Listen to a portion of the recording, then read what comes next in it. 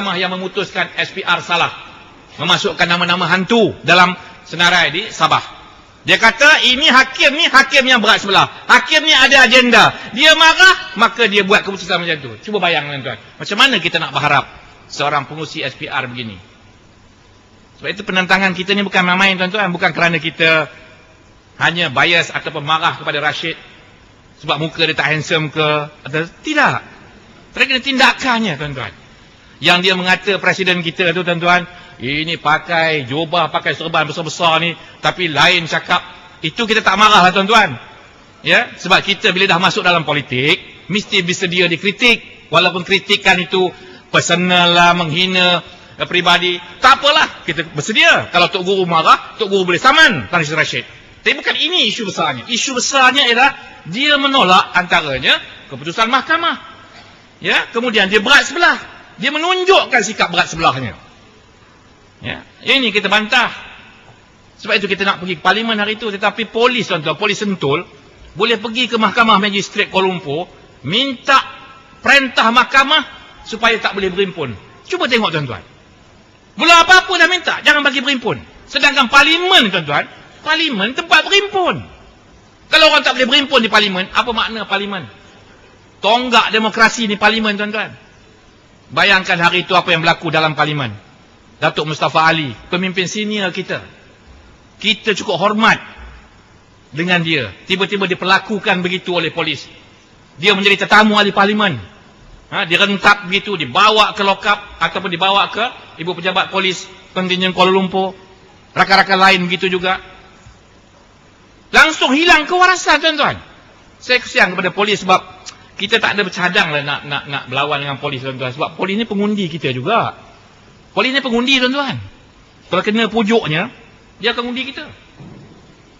Dan saya yakin mereka ada perasaan. Ya, tetapi dah disuruh oleh BN buat begitu. Tuan-tuan tahu siapa yang memerintah polis ni? Bukan Musa Hassan. Menteri yang menjaga polis ni tuan-tuan, Daulah Badawi. Yang main-main. Daulah Badawi. Dia yang mengarahkan tuan-tuan. Janganlah kata ini saya tak ada kaitan, saya benarkan polis bertindak bebas. Tak ada. Bohong saja. Ya, kerana polis tak ada kaitan dengan kita. Polis bukan bertanding pilihan raya. Yang bertanding pilihan raya Barisan Nasional, BN yang diketuai oleh Daulah Badawi. Jadi yang mempunyai kepentingan Daulah Badawi. Cuma kita malangnya tuan-tuan, polis ni tak profesional. Ada satu kajian yang keluar dalam surat khabar ini ya, dalam Star ke Straits Time ke. Kajian mengatakan bahawa antara institusi yang paling tidak popular di Malaysia ni ialah Polis Diraja. Paling tidak popular, ya, Polis Diraja Malaysia. Orang politik pun tak popular juga. Tapi polis tentu tak popular. Satu kajian lain, antara jabatan-jabatan yang paling rasuah, Polis Diraja Malaysia. Paling rasuah. Malang tuan-tuan, polis jadi macam tu. Ya, saya pun kesian. Ya, tentulah orang dalam pasukan polis pun berasa tercabar, malu dan sebagainya. Dan kita tak naknya berlaku. Tetapi mereka mesti profesional. Tak boleh diperkotak-katikkan, dipermainkan oleh pemimpin BN. Barulah kita hormat pada mereka. Ini tidak. Tengok cara tangkap Tian Chua. Memalukan. Tian Chua macam ni, kurus tuan-tuan. Hantar 2 orang pun cukup. Yang badan macam Sani tu pergi tangkap. Boleh tangkap je. Ini 5-6 orang angkat orang yang beratnya baru 64 kilo. Tuan-tuan. Saya 75 kilo ni boleh tahan lah sikit. 64 kilo. Ya? Nasib baik kalau Ustazah Nuridah tak dipelakukan begitu. Ya, kalau Ustazah Nuridah merunta sikit malam tuan-tuan, agaknya diangkat begitu juga. Ya. Kemudian tuan-tuan tahu, kereta yang dinaiki oleh Tian Chua dirampas oleh polis nak dibawa ke balai sana, keretanya dibakar tuan-tuan, terbakar. Kereta yang tadi yang dinaiki oleh Tian Chua dibakar. Polis boleh kata ini short circuit lah, dia punya cover bonnet tu kena pada bateri lah, short circuit boleh terbakar. Itu minta CSI siasat. Miami punya ke, New York punya ke, Las Vegas ke, Los Angeles ke, panggil. Kalau tak ada tu panggil FBI. Nak siasat Vicky Lingham tu ke, nak siasat Nurin punya CCTV, panggil FBI. Kereta terbakar. Dalam kawalan polis, kereta boleh terbakar. Tengok tuan-tuan, marah nak bakar Tian Chua tak boleh, bakar kereta. Ini bukan tuan-tuan, tak ada gambar, tak tunjuk gambar tadi. Ada. Sampai begitu sekali. Macam mana kita nak terima tuan-tuan polis sebagai profesional? Ya. Jadi kita tak naklah bermusuh dengan polis, dengan kaki tangan awam yang lain, sebab mereka ni tuan-tuan membawa satu undi seorang.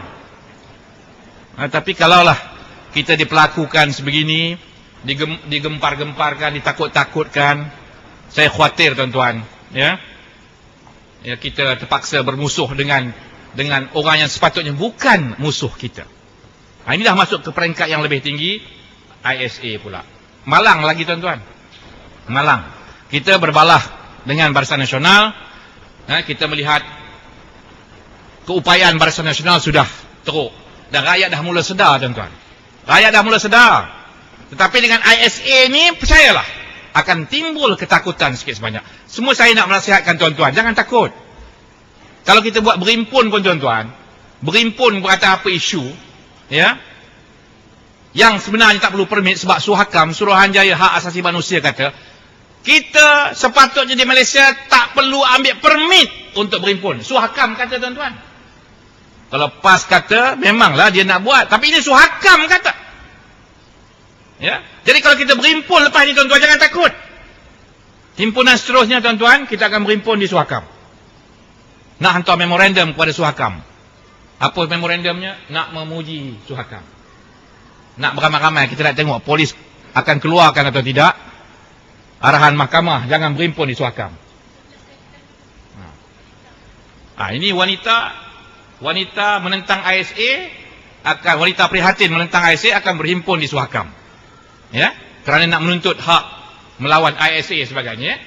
Jadi nak tengok, adakah Suhakam juga akan menjadi kawasan yang tak boleh berimpun kerana arahan mahkamah atau macam mana? Saya yakin setelah Suhakam mengatakan kita boleh berimpun, maka Suhakam dah tempat yang paling selamat sekali. Jadi tuan-tuan jangan takut kalau turun nanti. Jangan takut. Saya yakin tuan-tuan, yang di depan ni seorang pun tak akan kena ISA. Percayalah. Yang kena ISA, yang dah kena tu lah. Maksudnya tuan-tuan, janganlah bila diugut dengan ISA, semua kita menghentikan segala tindakan kita. Takut kita. Jangan menganggap semua ketua-ketua cawangan pun akan ditangkap, penjual harakah pun akan ditangkap, ahli-ahli biasa pun akan ditangkap, sama semua takut. Jangan.